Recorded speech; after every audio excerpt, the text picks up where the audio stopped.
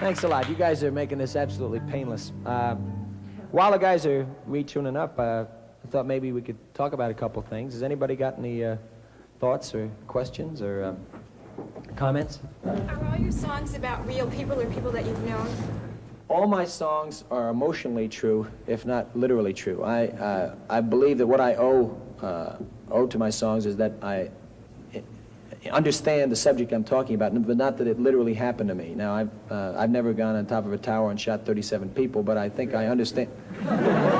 I think I understand that kind of frustration. We people, even at somewhat in the center of the society, feel, for example, feel a lack of effect, and you can imagine how the people in the fringes feel. So, I mean, that's an example. Taxi's about 60% true.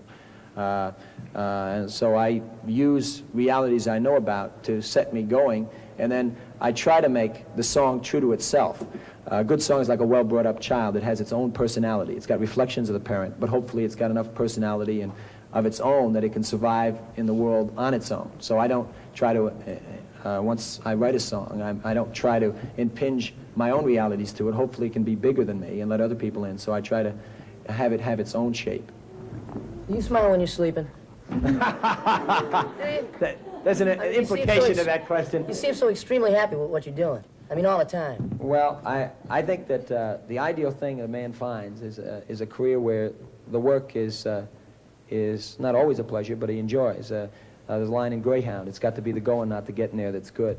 And if you don't, my theory was originally to find a career that I was willing to be bad at for a while, because you can't always count on everything going to the top. And if I can say with a certain amount of honesty that I've written about 200 or 300 really horrible songs. It took 10 years of wading through those and that learning experience before anybody started paying attention to me. But I enjoyed it, and I've always been willing to stick my neck out and make an ass of myself, and I've done it about 1 million times, and I'm sure I'll do another 1 million.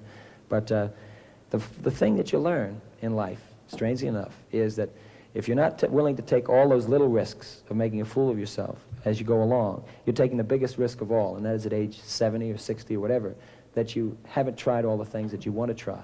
And so you're taking the risk of not having a full life. And so, yeah, I try to smile. Thank you.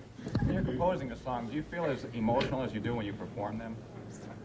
Writing, like anything else, is a very, very practical task. You've got a certain amount of notes, and you've got a certain amount of words, and you start trying to see how it works. It's like, you know, cooking a souffle, building a brick wall, and you try it out. And so hopefully you do get involved in whatever you do, be it building a brick wall or cooking a souffle, but at the same time, you hopefully, what a professional or a craftsman is somebody who can bring all his faculties to the problem at hand, and I try to do that. Now, when I'm performing, that is the second part of the story. The first thing is to write it, and the second part is to bring all your faculties to the performing. Now, I love to despite some of the things I said about being on the road, I love the moment of standing in front of an audience and trying out something that you've created from whatever your skills are and getting a reaction. And I love that dialogue. It's a magical time for me.